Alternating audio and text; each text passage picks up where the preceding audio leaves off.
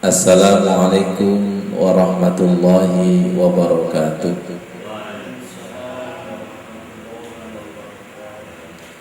A'udzu billahi minasy syaithanir rajim. Bismillahirrahmanirrahim.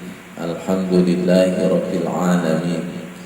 Subhanaka la ilma lana illa ma 'allamtana innaka antal alimul hakim. Rabbi shrah li sadri wa yassir li amri wahlul 'uqdatam min lisani yafqahu qawli. Allahumma shalli ala sayyidina Muhammad.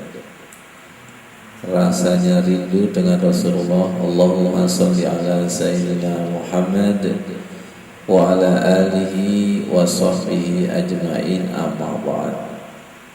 Sahabat sadikin, di dalam surat Asy-Syamsi, surat Matahari ayat 7, Allah berfirman, A'udzu billahi minasy syaithanir rajim. Bismillahirrahmanirrahim. Sama-sama. Wa nafsin wa ma sawwaha fa'alhamaha fujuraha wa taqwaha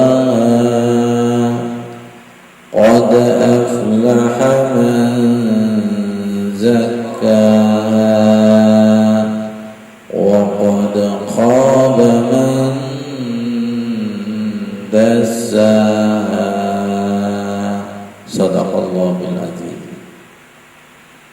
Wa nafsi wa ma sawwaha.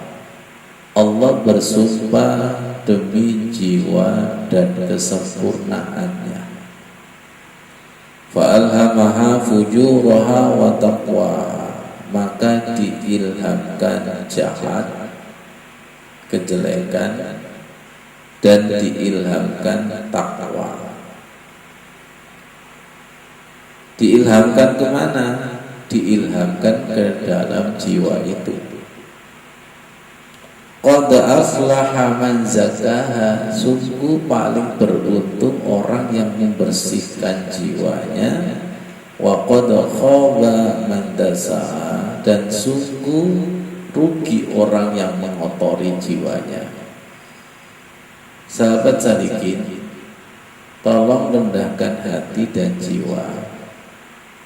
Kita minta kepada Allah diyakinkan ayat qad aflaha man zakkaha. Sungguh paling beruntung orang yang suka membersihkan jiwanya setiap hari, setiap saat. Tolong yakinkan ya Allah, supaya kami ini semakin yakin, semakin cinta, dan tidak berat untuk membersihkan hati dan jiwa kita. Dengan apa? Dengan zikir yang tak terputus, dengan wudhu yang sempurna, dengan sholat yang khusyuk, dengan amal ibadah yang lainnya. Ayat ini hukumnya pasti, sungguh paling beruntung. Sungguh paling beruntung. Jadi kalau kita ini rugi terus, berarti tandanya gampang. Apa soleh? Kalau kita ini kok rugi terus, berarti tandanya kotor. Wa qad khaba. Dan sungguh rugi. Cuman kita ini tidak mau mengakui bahwa diri kita itu kotor. Kalau kita ini kok dirunding kerugian, baik secara materi maupun secara hati, berarti hati kita ini kotor. Jadi tolong hati kita dipaksakan untuk ikut Al-Quran. Jangan sampai Al-Quran dipaksakan ikut hati kita. Kalau kita paksakan untuk mengikuti Al-Quran, insya Allah selamat. Sungguh paling beruntung orang yang membersihkan jiwanya. Qad aflahal mu'minun alladzina hum fi salatihim khashi'un. Perhatikan, sungguh paling beruntung yaitu orang yang beriman. Orang yang beriman itu sholatnya khusyuk. Tidak bisa khusyuk kalau tidak qad aflaha man zakkaha. Di dalam buku Cahaya Wudhu tolong dilihat halaman 3. Halaman 3 pada bab 1. Sebelum bab 1 di situ ada tulisan durian dan sampah. Durian dan sampah. Pada bab 1 itu di buku Cahaya Wudhu ada kata-kata kami tulis, rumah kalau dipenuhi dengan sampah maka tidak akan tercium aroma durian yang ada di dalam rumahnya. Hati kalau kotor maka aura rumah Allah akan sirna.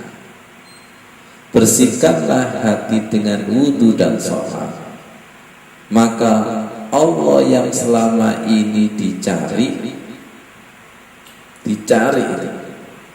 ternyata sudah lama bersinggah sana di dalam hatinya. Pada bab 1, sebelum bab 1 sebenarnya. Jadi rumah itu kalau dipenuhi sampah maka durian yang ada di dalam kamar itu tidak akan tercium.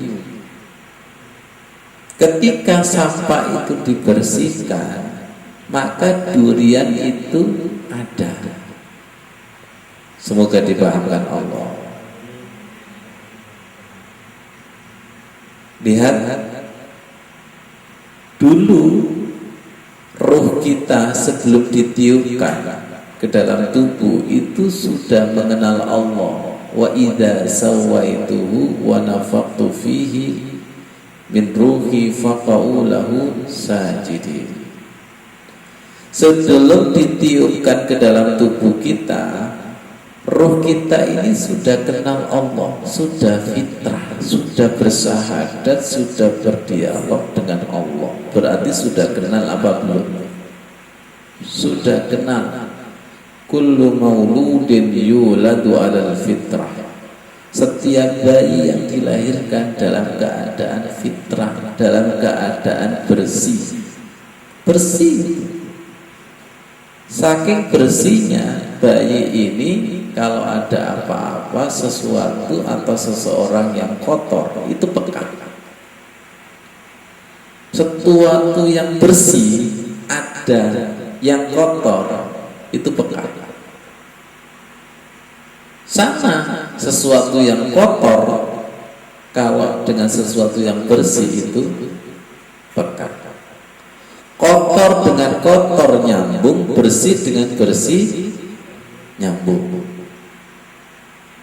Selama-lamanya kita tidak akan bisa sholat kalau tidak bersih. Miftahul jannah as-shalah wa miftahus shalah at-tuhur. Kunci surga adalah sholat dan kunci sholat adalah suci. Tolong perhatikan, qad aflaha man zakkaha dengan qad aflahal mu'minun alladzina hum fi sholatihim khashi'un tidak bisa dipisah-pisahkan. Sholat tidak bisa didekati dengan hati yang kotor. Allah tidak bisa didekati dengan hamba yang kotor, hati yang kotor. Allah itu maha suci, menerima yang suci. Suci dengan suci, connect dan nyambung. Seperti kabel itu. Ketika kabel itu tidak ada karet kabelnya itu, maka akan nyambung. Tapi ketika ada hijab, karet, kayu, dinding, maka tidak akan nyambung. Ternyata yang menjadi hijab kita adalah kalla balrona ala qulubihim ma kanu yaksibun. Sekali-kali tidak di dalam hatinya itu ada hijab, ada penghalang dosa perbuatan yang telah mereka kerjakan. Nah, supaya nyambung, supaya connect, gimana caranya? Qad aflaha man zakkaha, dibersihkan. Busi sepeda motor nggak connect, dibersihkan. Saklar lampu diceklek itu nggak nyala lampunya, dibersihkan. Ternyata di dalam ada semut-semut yang menggumpal, yang berkerumun. Semut-semut yang dimaksud ini adalah dosa-dosa. Semut itu kecil apa kecil? Jangan meremehkan sesuatu yang kecil. Kecil itu kalau mengumpul menjadi menggumpal, dan itu mampu menutupi. Ya Allah, ketika di kamar mandi, ibu-ibu biasanya kan suka keramas itu. Tolong lihat saringan air itu. Jangan tahu nggak rambut itu kecil nggak? Iya. Tapi kalau selepang ke sana ke sini, ternyata air itu tidak bisa masuk. Semoga dipahami Allah. Jangan meremehkan semut, jangan meremehkan rambut. Yang penting adalah mari kita bersihkan. Kenapa Al-Fatihah kita kok tidak meresap? Ada hijab. Kenapa bacaan Al-Quran kita tidak meresap? Kenapa bacaan salawat kita tidak meresap? Karena ada dinding, ada hijab, ada penghalang, dan itu mari kita bersihkan. Qad aflaha man zakkaha, sungguh beruntung orang yang membersihkan. Jadi tidak ada kata kunci kecuali apa? Tazkiyah, yaitu membersihkan. Tanpa bersih walaupun sholat, Allah katakan, Rasulullah katakan tidak sholat. Ya'ti ala nasi zamanun yusalluna la yusalluna. Jadi sudah menjadi syarat mutlak bahwa tidak akan bisa pernah sholat secara hakiki kalau hatinya itu tidak bersih.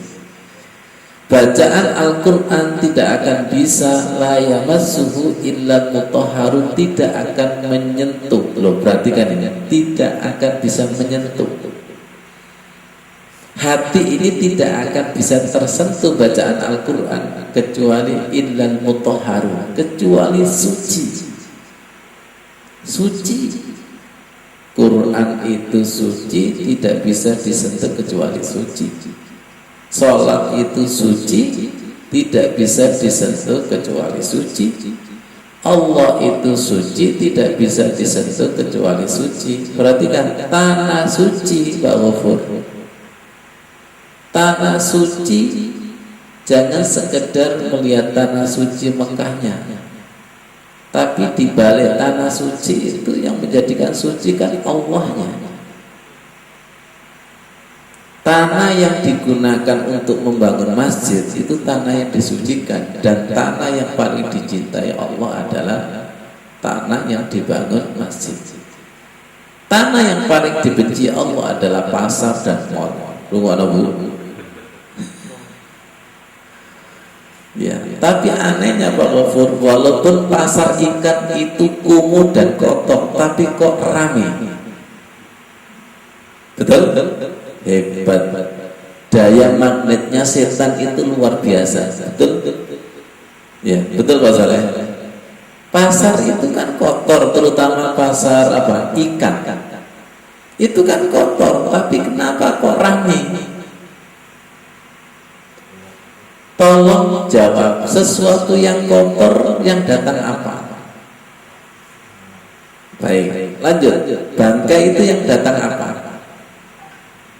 Bangkai itu Bangkai itu yang datang apa? Lalat. Semoga dipahamkan. Kalau hati yang kotor yang datang apa? Lalat, setan. Makanya nanti yang terjadi adalah ilham fujur, energi negatif. Orang seperti ini biasanya punya mata lalat, melihat apa saja yang dilihat itu negatifnya. Betul. Sampai takdir Allah itu dilihat negatif. Hujan deras Pak Toto, ngersuloh. Gak hujan, ngersuloh. Warung rame, ngersuloh. Warung sepi, ngersuloh. Orang seperti ini kan ilham fujurnya luar biasa itu. Ya. Jadi yang kotor yang datang adalah lalat. Bangkai yang datang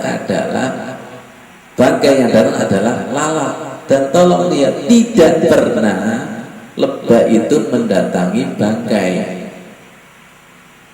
kecuali lebah yang keseper.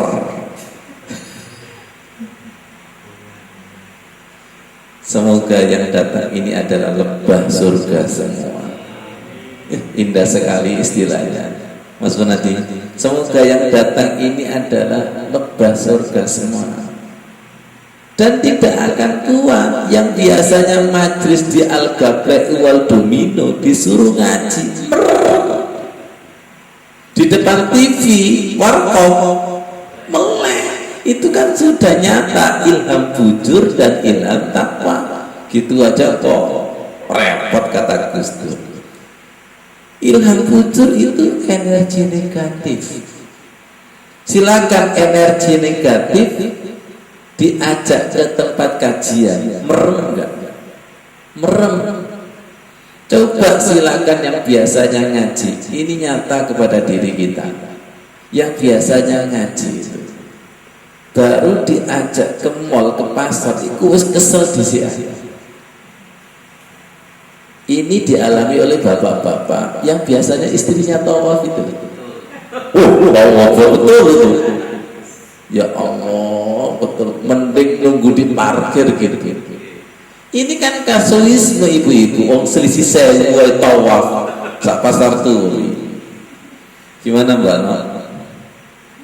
Ini tolong ceritain suami ini. Saya mewakili. Ya Allah ya Karim, ya Allah Subhanahu. Seperti itu. Dan kenapa pasar itu kok diistilahkan tempat berdirinya benderanya setan? Karena di pasar itu rawan bohong. Baru aja ditawar. Ini loh, ini belinya di Singapura gitu. Ya Allah. Tapi Rasulullah hebatnya, walaupun di tengah bendera setan, beliaunya Al-Amin. Beliaunya adalah seorang pedagang yang bisa dipercaya. Kadang kalau ada perempuan jilbaban di majelis taklim itu biasa. Tapi kalau ada perempuan jilbaban di tengah-tengah wanita, di bundaran Waru dan di mana-mana, itu imannya kuat. Pak Soleh kayaknya kontraktor. Iya itu. Khusuk di pasar itu lebih berkualitas daripada khusuk di tempat pengajian, daripada khusuk di dalam masjid. Itu sebagai aplikasi ilham takwa dan ilham fujur. Nah kita ini baru di medan sholat itu sudah terkontaminasi ilham fujur, merem melek. Lu anehnya keluar dari masjid, tolong iya kan, ketika kita sholat terawih ngantuk, silakan sampai di tempat parkir motor, hilang gak kira-kira? Hilang. Hebat sekali itu. Silakan masuk lagi, merem. Itu sebagai tanda bahwa hati kita itu kotor. Sebagai barometer hati kita itu gampang. Kalau kita itu nyaman di tempat bersih, berarti hati kita itu bersih. Kalau kita nyaman ketika membuka Al-Quran, berarti hati kita itu bersih. Kalau kita nyaman di masjid, hati kita bersih. Kalau kita nyaman bertemu dengan orang soleh, berarti hati kita itu bersih. Itu sebagai barometer. Ya Allah, jadi banyak orang yang ditolak sholat. Tandanya apa? Sebentar itu rasanya lama. Allah menolak itu. Allah itu menolak. Saya kasih tahu, tanda sholat kita ditolak itu sebentar rasanya lama. Kita tingkatkan tanda imal ditolak, tanda amal ditolak. Itu sedekahnya capek dan sedekahnya itu kecewa. Itu tanda ditolak. Tapi kalau tanda diterima itu ada rasa kepuasan, ada rasa kebahagiaan dan kepingin mengulang lagi. Analognya gampang. Cinta itu kalau ditolak pasti ada rasa kecewanya. Kalau cinta itu diterima pasti ada rasa senang dan bahagia. Akhirnya besok kepingin berkorban lagi, mempersembahkan sesuatu yang paling dicintai. Itu sebagai tanda, dan itu merupakan ilham takwa. Ilham takwa dorongan positif yang luar biasa. Sahabat salihin, subhanallah, Allah itu berfirman, wa nafsi wa ma sawwaha. Pertama kali jiwa manusia itu semuanya dalam keadaan fitrah, dalam keadaan suci, seperti air begini. Air itu kalau bersih,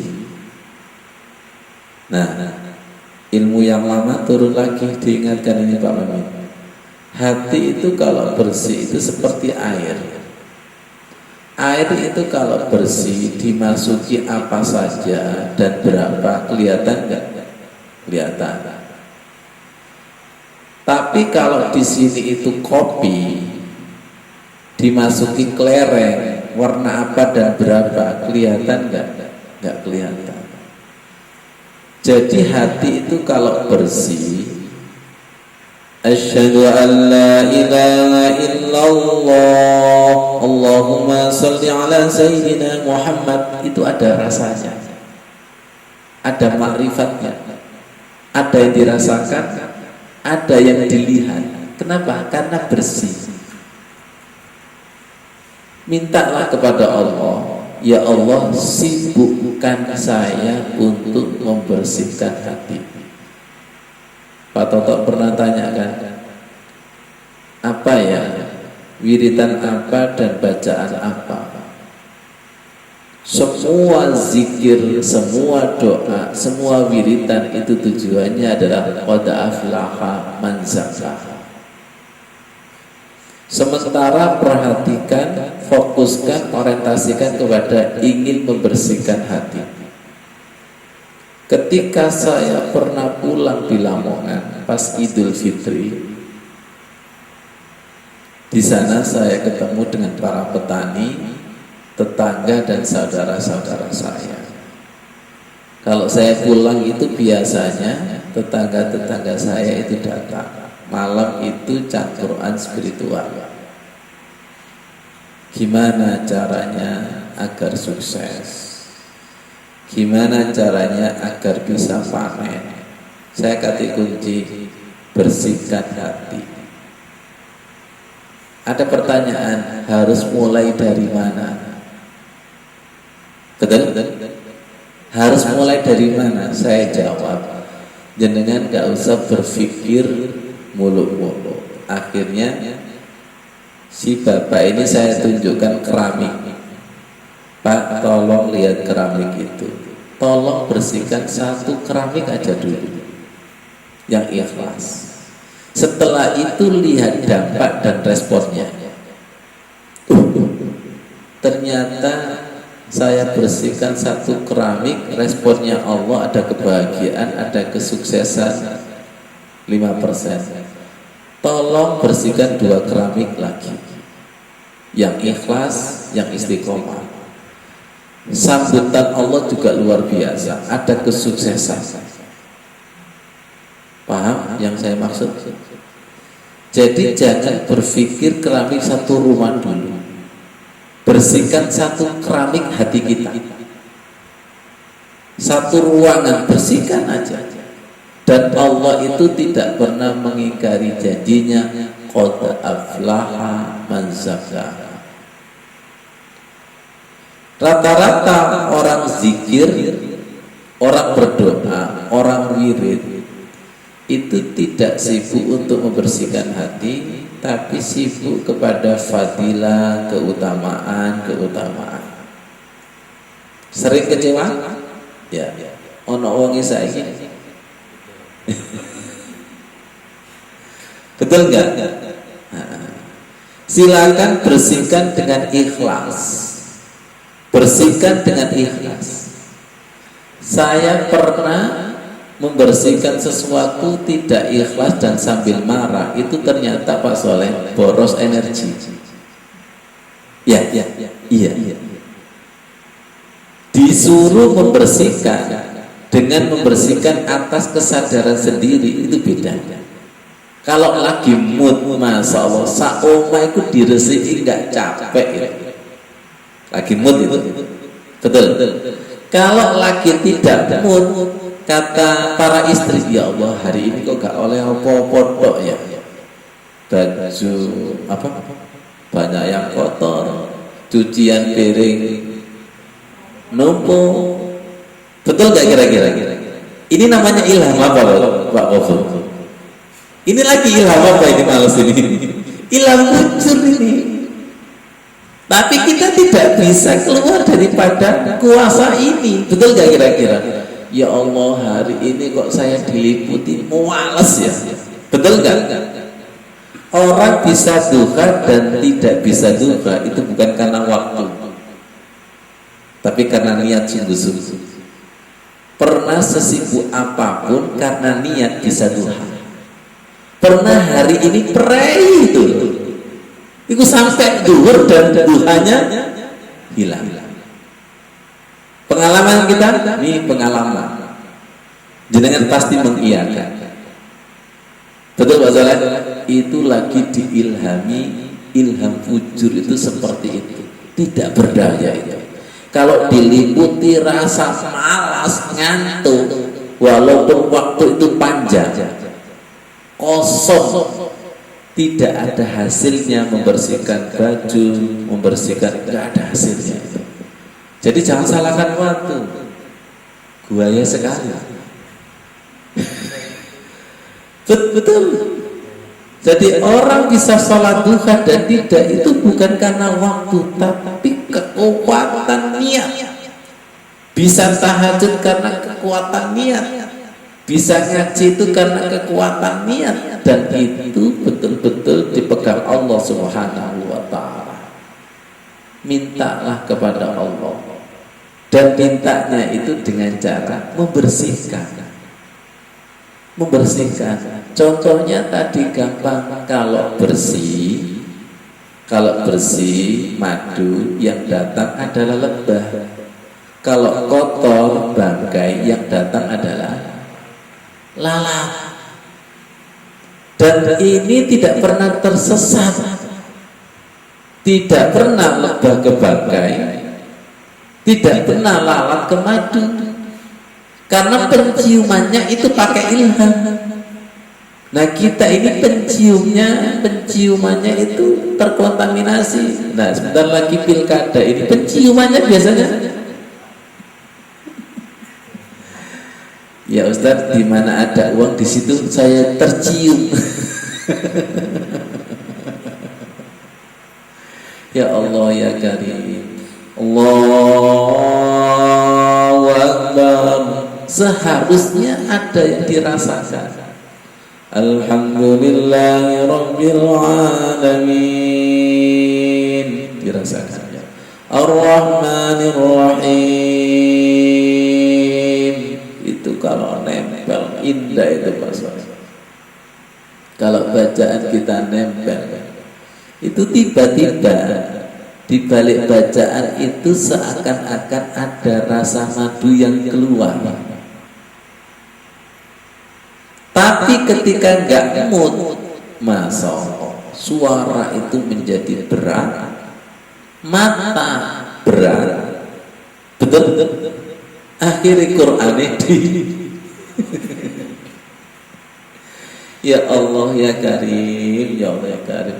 Loh, hari ini Quran nggak mau dengan diriku. Qurannya lagi menutup ini. Bukan Qurannya yang lagi menutup, tapi di balik Al-Quran Allah yang menutup. Sebentar. Jenengan pernah nggak mengajak suami atau istri yang nggak mood? Mau apa tidak mau? Nggak mau. Betul nggak? Iya. Sebentar. Allah itu aslinya hidup apa mati sih? Temen tak? Lebih hidup mana Allah apa istri suami kita?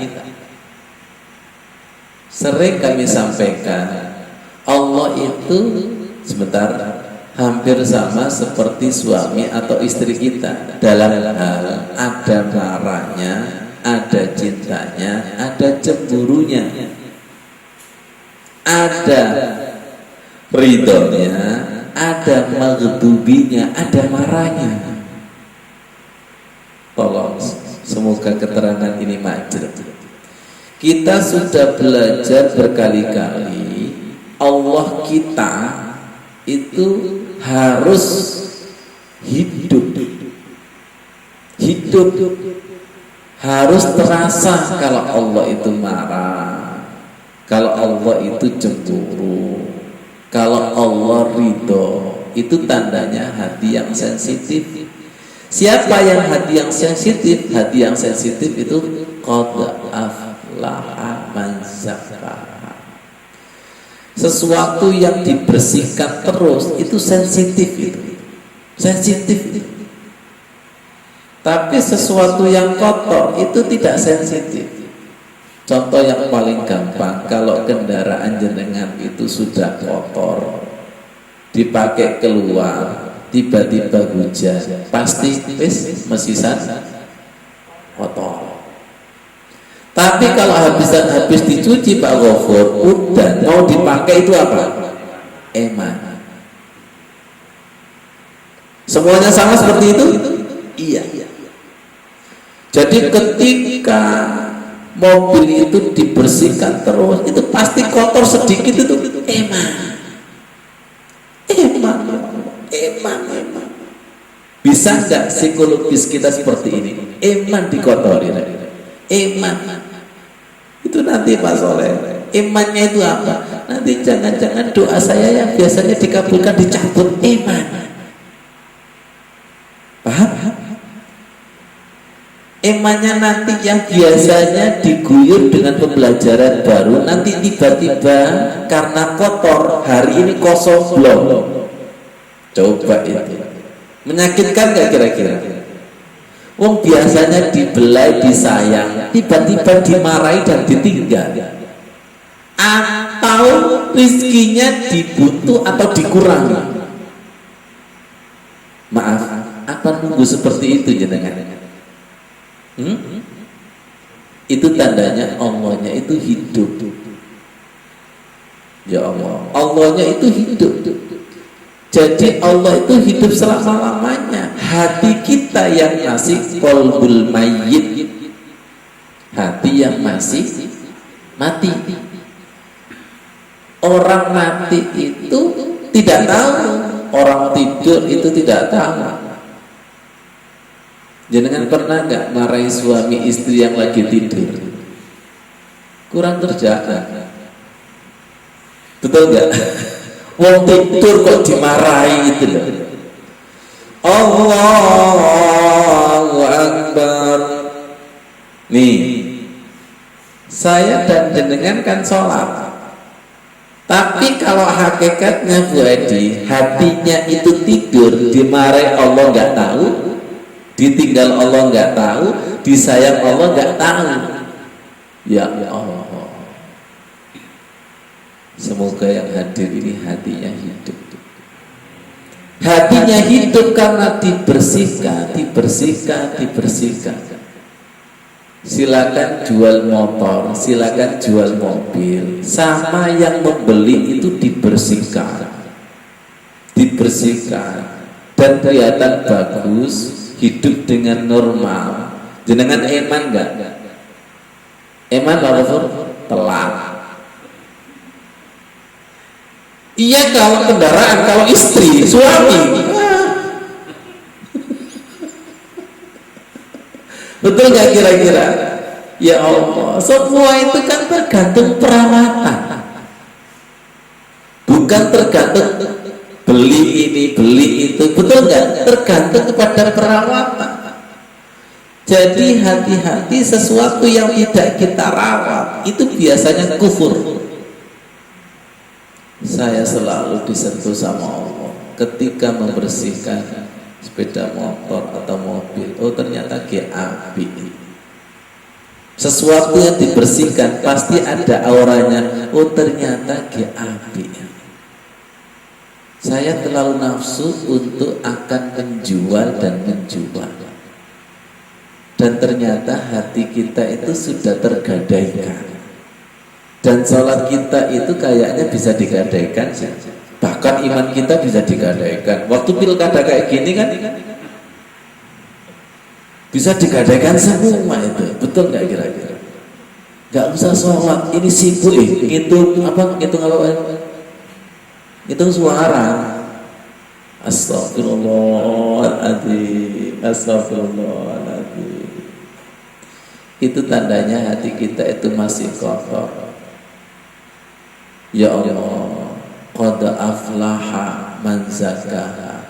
Sungguh beruntung orang yang membersihkan, dan sungguh rugi orang yang mengotori. Kenapa ayat ini Pak Soleh kok nggak maklum?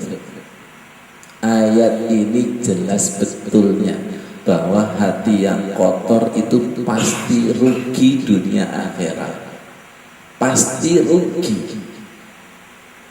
Sholatnya saja rugi kok. Belum lagi nanti bisnis dan usahanya rugi nanti. Waktunya itu nanti rugi. Wal asri innal insana lafi khusr. Silakan orang yang hati kotor minta jabatan, akhirnya diberi Allah jabatan. Justru jabatan ini yang akan menyerumuskan ke dalam neraka. Hati yang kotor minta harta yang banyak, dikasih harta banyak itu semakin rugi nanti. Jangan dikira itu nanti semakin bahagia. Penting mana sih harta banyak atau bahagianya? Penting bahagianya. Enak mana punya mobil sama tidak punya mobil? Tidak punya mobil tapi ganti-ganti Grab, ya kan? Jadi terkadang ketentuan Allah itu lebih bijak, lebih mengenakkan kita. Tapi karena kita itu atas dasar nafsu, terus pokoknya kudu kepingin ini, akhirnya dikabulkan sama Allah, ngeluh dan menyesal. Itu hati yang kotor. Wa qad khaba man dassaha. Jadi yang paling enak mengalir mengikuti kehendak Allah Subhanahu wa taala. Nanti dengan hati yang bersih akan mampu membaca karakternya Allah, akan mampu membaca kehendaknya Allah, bahwa aku ditakdirkan seperti ini yang terbaik. Kita tidak bisa membaca yang terbaik karena sawang sinawang. Sawang sinawang itu kalau diikuti, nafsu itu semakin diikuti, wah, tersiksa. Ya Allah, Astaghfirullahaladzim. Wa nafsi wa ma sawwaha. Ya Allah, tolong bersihkan hati kami sebersih-bersihnya. Dan di dalam surat An-Nur disebutkan kita tidak akan bisa bersih selama-lamanya kalau tidak dibersihkan Allah. Walaula fadlullah alaikum wa rahmatuhu ma zaka minkum min ahadin abada walakinnallaha yuzakki man yasha. Kalau bukan karunia dan rahmat Allah, kita tidak akan bisa bersih selama-lamanya, tapi Allah itu membersihkan kepada yang dikehendaki. Nah, kalau kepingin dikehendaki Allah untuk dibersihkan, kita harus berkehendak. Berkehendak itu berkeinginan, berupaya, berusaha menjaga hati ini sebersih-bersihnya. Nanti itu yang kita cari Allah selama ini ternyata sudah ada di sini. Sudah ada. Berhubung masih terkontaminasi sampah kesalahan, akhirnya Pak Gofur, cari kebahagiaan itu dengan rekreasi, cari kebahagiaan dengan makan di sini, makan itu, makan ini, dengan ini, semuanya itu mataul ghurur, tidak akan bisa mengalahkan kenikmatan yang di sini. Wallahu husnul ma'af. Ada si fulan, maaf saya sebut kesaksiannya, Mike Tyson itu seperti apa dengan perempuan di media, betul kan? Iya. Sampai beliau berkata, saya adalah babi. Ya Allah, karena mengikuti nafsu. Orang itu kalau sadar seperti itu baru menemukan, setelah merasakan perempuan A, B, C, D, ternyata tidak menemukan kenikmatan yang hakiki. Setelah merasakan kenikmatan sabu-sabu ya, ini, akhirnya setelah mentok, wallahu husnul ma'af, tidak bisa mengalahkan Allahku. Semoga kita mendapatkan kenikmatan seperti itu. Karena itu merupakan kenikmatan yang hakiki. Silakan jenengan makan apapun, kalau tidak ada syukurnya tidak akan nikmat, betul. Tapi aneh dengan syukur itu, makan hal yang sederhana, karena yang makan itu syukur, masya Allah, itu melebihi rasa yang luar biasa.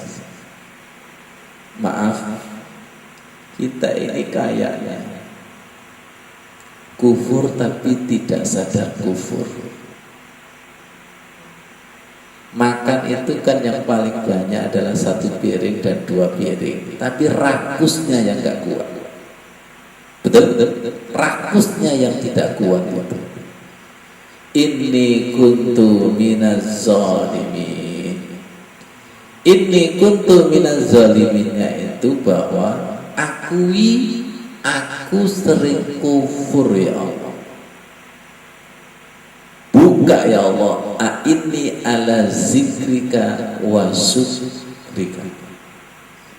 Ada hamba Allah, kendaraannya itu Pak Soleh, sejak dulu sampai sekarang itu Vespa lama. Yang heran itu orang yang melihat. Jadi enak-enak Vespa ku opo sih? Cepet ya kalah balapan. Betul nggak? Iya, betul nggak itu? Tapi sama Allah diberikan kenikmatan di balik Vespa yang orang belum tentu dikasih kenikmatan itu. Betul nggak? Jadi nikmatin suami dia itu di mana? Istri dia itu di mana? Ternyata ada ruangan sendiri-sendiri.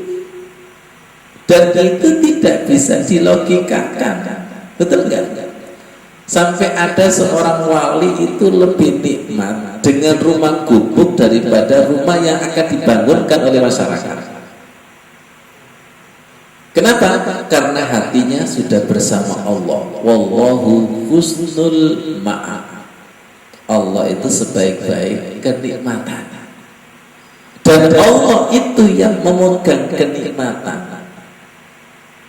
Jangan tahu nggak, ada orang kaya raya karena umurnya sudah sekian, itu pantangannya banyak Pak Gofur.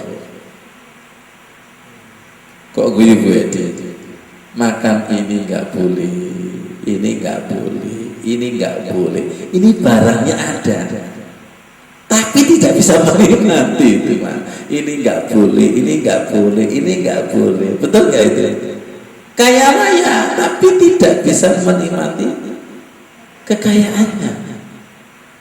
Ya Allah, sadari dan yakini bahwa kenikmatan itu yang memegang Allah. Silakan makanan banyak, kita diutik sedikit saja, sakit gigi dan sariawan itu hilang itu. Jadi Allah itu kalau menghilangkan rasa enak itu hitungan sekejap. Ya Allah, hilang, ya Allah, hilang. Tolong amati makan kita, setiap makan itu rasanya kan beda-beda. Padahal yang kita makan adalah sama, tapi keadaan hati jiwa ini yang menjadikan selalu beda. Liyazdadu imanan ma'a imani. Sebenarnya kok kayaknya ada di antara jenengan bosan hidup ya? Siapa ini angkat tangan ini? Guyon-guyon, tapi ya benar. Kan saking tidak syukurnya itu loh, sampai ingin bunuh diri gitu loh. Betul nggak kira-kira? Iya, betul nggak? Ada hamba Allah seperti itu? Iya. Saking kufurnya sampai hidup yang dimuliakan Allah, dia ingin bunuh diri dan memutus kehidupannya. Dan itu kira-kira ilham siapa itu?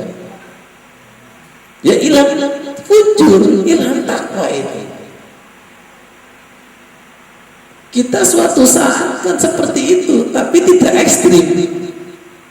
Masuk kamar dikunci, bunuh diri, kasih mati, lah izin loh.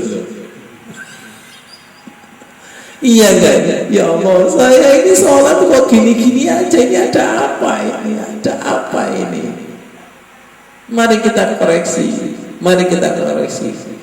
Sadari bahwa di balik sholat itu, Mang Subarot, Mas Munadi, di balik sholat itu ada wallahu husnul ma'ab, yang nikmatnya tidak bisa ditandingi oleh makanan selezat apapun. Kenapa? Karena sholat ini produk Sidratul Muntaha. Berhubung madunya itu tidak keluar. Kenapa kok tidak keluar? Yang sholat itu sakit gigi. Paham? Yang sholat itu sakit hati, sholatnya itu terpaksa. Jadi mulai takbir sampai salam itu tidak merasakan lezatnya hidangan doa, hidangan gerakan. Iya kan? Kenapa? Wa qad khaba man dasara. Tolong dijawab. Jadi kayaknya kita sholat ini, sholat mengotori kita, apa kita mengotori sholat ya? Saya jadi takut ini. Labbaik Allahumma labbaik, labbaik la syarika laka labbaik, innal hamda wan ni'mata laka wal mulk la syarika lak. Jadi sebelum kita nanti semoga ditakdirkan ke tanah suci, jangan sampai kita ini nanti mengotori tanah suci. Paham kiasannya Pak Toto? Kalau hatinya belum siap, ternyata kita ini mengotori tanah suci. Kita ini sering mengotori Ka'bah. Kita ini sering mengotori Raudhah. Kenapa? Mental dan hatinya gak siap. akhirnya waktu-waktu digawa mulia. Itu kalau kiswah itu selimutnya Ka'bah, itu kalau tidak diangkat ke atas resik itu, dibuat jimat itu kan namanya mengotori juga itu. Ngerti maksudnya itu? Ketika mintanya tidak siap, jadi kesana itu kan dalam rangka untuk mensucikan, tapi Ka'bah terkotori oleh tamu-tamu yang, ya kalau boleh saya sebutkan, kamu maling semua itu. Ngerti maksudnya? Ngerti? Iya. Apa maksudnya? Kalau mau sholat itu jangan seperti pencuri. Tolong disiapkan hatinya, mulai berangkat, mulai wudhu, pakai baju dan sebagainya. Itu kira-kira dari rumah Pak Toto, Allah memonitor nggak kira-kira? Iya. Betul nggak? Nah, kesadaran kita kan rata-rata ketika masuk masjid nggak ada Allah, nggak nuwun sewu, walaupun secara syariat kan disuruh berdoa Allahumma ftahli abwaaba rahmatik.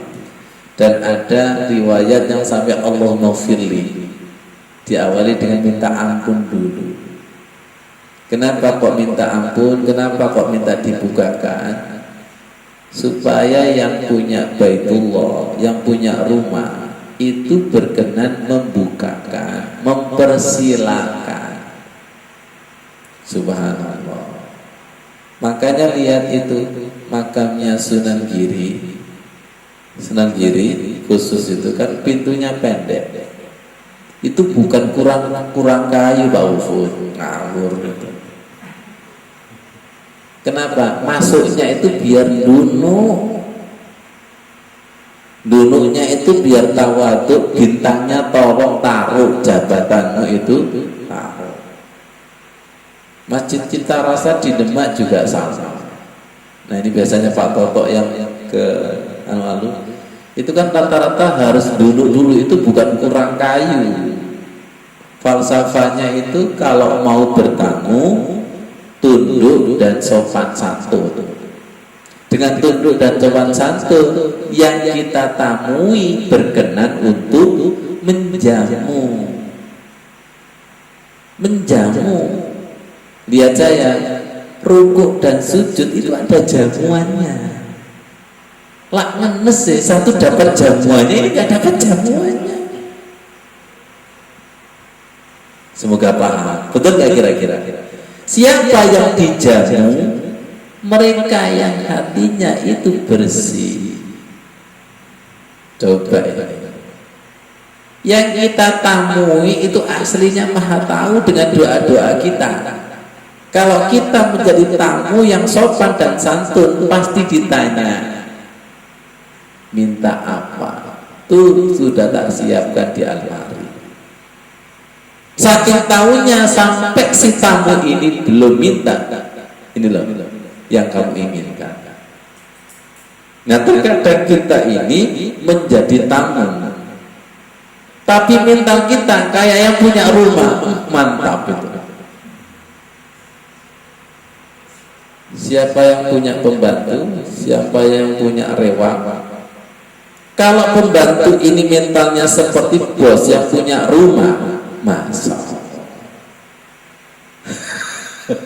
akhirnya sama yang punya rumah diusir keluar kamu.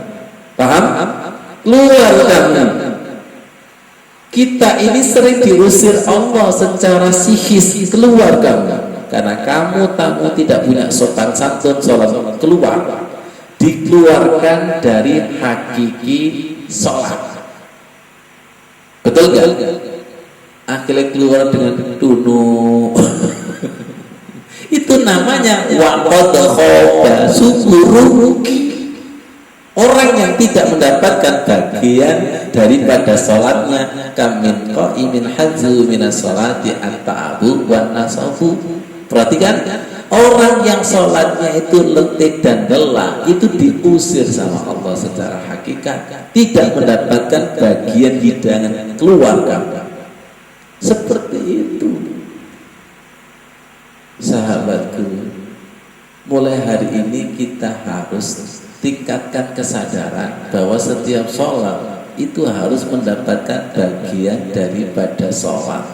Madunya sholat, hidangannya sholat, kenikmatannya sholat. Kalau tidak dapat, berarti fi qulubihim maradun. Silakan makan semua, semuanya bisa menikmati. Ternyata ada salah satu yang tidak bisa menikmati gara-gara sakit gigi. Itu tolong jangan menjadi tamu yang sakit hati. Semoga paham. Jangan menjadi tamu yang sakit hati. Jangan menjadi tamu yang seperti pencuri. Gak bisa, gak bisa. Apa maksudnya? Nih, kalau minta itu posisinya selalu ada di bawah, ngemis. Jangan mengambil. Kalau mengambil itu mencuri dan dapatnya sedikit. Tapi kalau dikasih, walaupun terakhir itu dapatnya banyak. Paham? Betul Mas Soleh? Nah kita biasanya sabar apa nggak sabar? Ketahuan ya benar nih ya. Paham maksudnya ya? Iya kan? Gini kita itu jangan mengambil, tapi menerima. Beda mengambil sama menerima? Iya. Kalau Allah itu baik, pasti ngasih enggak? Ya. Dan ketika membagi itu sesuai iman dan amal dan tidak pernah salah itu. Kalau Allah itu membagi itu alaihissallahu bi ahkamil hakimin. Jadi jangan dikira orang yang sholatnya datang pertama itu pasti dapat banyak. Jangan-jangan tendensinya itu. Iya betul enggak? Ada hamba Allah yang qiyamul lail Lailatul Qadar. Dia tidak punya ilmunya untuk mendapatkan Lailatul Qadar. Mulai jam 9 itu melek, jam belum terpapar. Enggak tahu ilmunya. Tapi yang sudah tahu karakternya Allah, beliaunya itu membaca saatnya turun dan tidak. Saatnya tidur kapan dan saatnya bangunnya kapan. Bagi yang tidak tahu, belum saatnya melek, tapi saatnya turun. Ini bedanya hati yang hidup sama hati yang tidak hidup. Pernah jenengan tahlilan atau ketika syukuran itu, ketika pembagian itu merem apa melek? Tapi ketika zikir ku podo merem kabeh. Tapi ketika ada piring terbang itu melek sepiar itu. Ya Allah, mari kita berdoa kepada Allah Subhanahu wa taala. Semoga kita mendapatkan hidangan kajian ini. Allah yang membagi hidangan sesuai dengan iman dan amal kita masing-masing. Al-Fatihah. A'udzu billahi minasyaitonir rajim. Bismillahirrahmanirrahim. Alhamdulillahirabbil alamin. Ar-Rahmanir Rahim. Maliki yaumiddin. Iyyaka na'budu wa iyyaka nasta'in. Ihdinas siratal mustaqim. Siratal ladzina an'amta 'alaihim ghairil maghdubi 'alaihim waladdallin. Allahumma sholli ala sayyidina Muhammad walhamdulillahi rabbil alamin. Fi qulubihim maradun fazadahumullahu maradun. Sembuhkan penyakit-penyakit hati kami ya Allah, sembuhkan. Allahumma fa'na bima 'allamtana wa 'allimna ma yanfa'una wa zidna ilma ya Allah. Apa yang kami dengar jadikanlah ilmu yang bermanfaat. Ada madunya ya Allah, wa nafsi wa ma sawwaha fa alhamaha fujuraha wa taqwaha Qad aflaha man zakka. Ya Allah, yakinkan terhadap ayat ini. Qad aflaha man zakka. Sungguh beruntung orang yang bersih.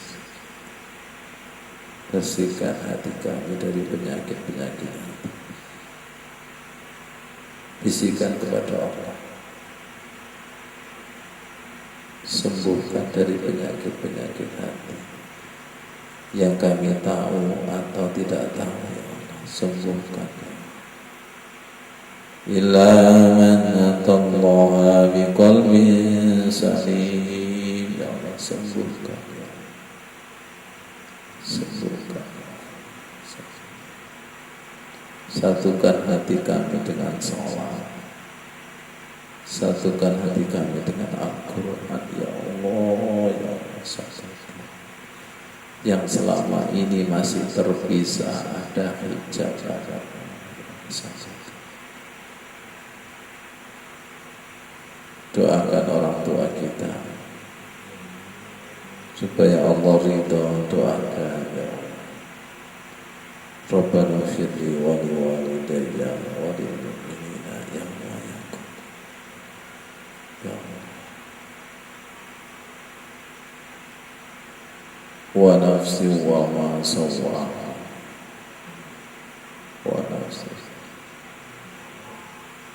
Jangan dicabut ya Allah. Jangan dicabut ilham taqwa. Ilham taqwa. Bersihkan rumah kami, bersihkan hati kami,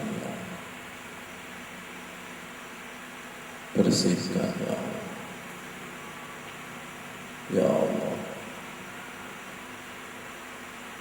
sibukkan hati kami dengan Al-Quran.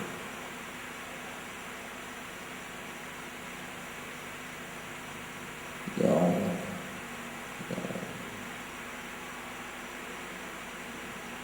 sibukkan hati kami dengan sholat.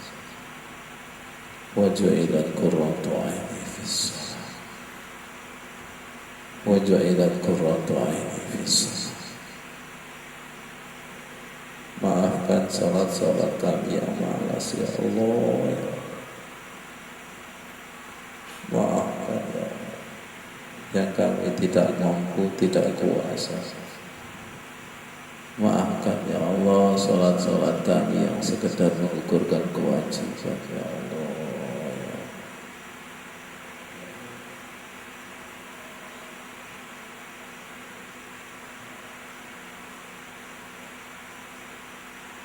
Ya Allah. Walhamdulillahi rabbil alamin. Ya Allah. Terima kasih atas kehadiran jenengan semua. Semoga Allah memberikan hidangan yang terbaik, hidangan surgawi berupa pemahaman Al-Quran, pemahaman hadis, pemahaman sholat, pemahaman syariat yang akhirnya berujung kepada udkhulu fi silmi kafah. Islam kita itu semakin kafah. Yang tadinya di pinggir pantai, yang tadinya hanya di permukaan, itu dimasukkan Allah udkhulu fi silmi kafah. Islamnya itu semakin dikafahkan. Kalau boleh diibaratkan itu, celupan Allah itu semakin bertambah. Celupan Allah yang tadinya itu celupan setan. Celupan setan itu gampang, energi negatifnya itu lebih dominan, itu celupan setan. Tapi kalau sudah mendekati Allah, taqarrub dengan ilmu, dengan iman dan amal, maka nanti akan didominasi celupan Allah. Celupan Allah itu nanti semakin berakhlak seperti Allah. Prosentasenya itu bertambah. Semakin bertambah, akhirnya mendapatkan SK. Inni ja'idun fil ardi khalifah. Mulai hari ini menjadi wakilnya Allah. menjadi khalifah di muka bumi ini sesuai dengan makomnya masing-masing. Ini ja'ilun fil ardi khalifah, itu yang asli. Wa nafsi wa ma sawwaha fa alhamaha fujuraha wa taqwaha qad aflaha man zakkaha wa qad khaba man dassaha. Yang terakhir, semoga dengan kajian ini hati kita menjadi asyamsi, hati kita menjadi seperti matahari. Itu gambaran Rasulullah. Rasulullah itu adalah mataharinya dunia. Apa? Bulan purnamanya dunia. Tola'al badaru alaina. Jadi ketika kita itu bersih, Pak Ghafur, Bu Rusmi, Mbak Ma, ketika bersih maka mulai muncul matahari hidayah. Apa? Amal-amal soleh yang tadinya mati menjadi hidup itu mulai muncul. Ini yang disebut wa ma arsalnaka illa rahmatan lil alamin. Merahmati dengan sedekah, merahmati dengan senyum, merahmati dengan berkarya, merahmati dengan semakin bermanfaat. Khairun nasi anfa'uhu linnas. Itu semakin, itu tanda. Harapannya setelah sholat itu seperti itu. Ya Allah, loh, langsung gak jadi berhenti ini. Saya katakan kepada jamaah yang pulang dari umroh dan haji, tanda haji umroh mabrur di tanah air semakin menjadi wakilnya Allah. Mabrur kita tidak hanya ditandai dengan pengalaman rohani yang wah di tanah suci, percuma tanpa diimbangi pasca umroh dan pasca haji untuk menjadi wakil Allah. Semakin memperjuangkan masjid rumah Allah, semakin memperjuangkan lembaga-lembaga di jalan Allah, semakin berdakwah, semakin merahmati. Itu tanda mabrur sesuai dengan makna mabrur. Apa? Mabrur tambah api, tambah api, tambah api. Lihat saya, mabrur jenengan bagi yang belum ke tanah suci, mabrurnya di sholat. Seharusnya setelah sholat mabrur, tapi sering kebalik, bukan mabrur tapi mabur. Betul nggak? Jangankan setelah sholat mabur, di dalam sholat aja sudah mabur. Pikir Pak Soleh, ini tak panggil Pak Haji Soleh. Amin. Jadi tolong temukan mabrur fis sholat, mabrur ba'das sholat. Ba'das sholat akan berpengaruh kepada sholat kita yang nanti. Paham? Paham ya? Baik kita di dalam sholat harus terbawa di luar sholat. Di luar sholat itu baik, otomatis sholatnya nanti tambah baik. Tambah baik ini, tambah baik lagi. Betul? Nah kita masih jauh. Apa sudah mendekati proses? Kita proses memperbaiki sholat. Kayak ngecas baterai. Suasana sholat biasanya bertahan 1 jam sampai 2 jam, apa setengah jam. Apa setelah sholat plus? Jangankan di luar sholat, di dalam aja sudah plus. Kenapa? Karena seterumannya itu tidak. Iya, tidak ada. Itu betul Pak Toto. Kenapa Ustadz saya ketika di tanah suci itu kok bisa nangis-nangis, tapi ketika pulang kok tidak bisa? Itu nyemplas. Gak boleh seperti itu. Seharusnya fa idza qadaitumus sholata, ketika sholatnya itu sudah selesai, fazkurullaha qiyaman wa qu'udan wa ala junubikum. Rasa zikirnya, rasa sambungnya terbawa baik ketika berdiri, duduk dan berbaring. Sampai ketemu sholat lagi, fa idza ma'nantum faqimus sholata. Sampai ketemu sholat lagi. Itu yang disebut sholat daim. Sholat daim itu fisiknya tidak sholat, tapi rasa kesambungannya itu tetap sholat. Analognya gampang. Barusan ketemu kekasih, pisah dengan kekasih, cintailah, nggak copot sih. Kalau copot itu berarti nggak cinta, bro. Cintanya nggak copot sampai nanti ketemu lagi. Rindunya itu ketika ketemu tambah cinta, tambah cintanya berpisah, cintanya nggak putus, rindu lagi, ketemu lagi. Seharusnya sholat kita itu seperti itu, dan seharusnya haji dan umroh kita itu seperti itu. Makanya nanti Pak Ghafur semoga nanti dipanggil lagi. Ketika dipanggil, kata Allah, laporan apa? Gitu dong. Betul, laporan apa? Gimana? Yang tugas kemarin sudah dikerjakan? Siap untuk menerima SK baru ya Allah. Dan saya berusaha seperti itu. Ketika dipanggil ke sana, mesti laporan dakwah. Dan sering laporan apa Bapak? Laporan pembelajaran ayat yang dikaji itu loh. Ketika di sana, betul, sempurnakan seperti itu, betul. Gitu Bu Edi, kayak gitu, laporan. Semoga kita amanah. Wong umroh yang pertama jaga aman minta dipanggil. Wong haji yang pertama aja enggak amanah kok minta dipanggil. Hampir sama. Wong rizki kemarin aja LPG-nya belum, kok minta rizki yang banyak.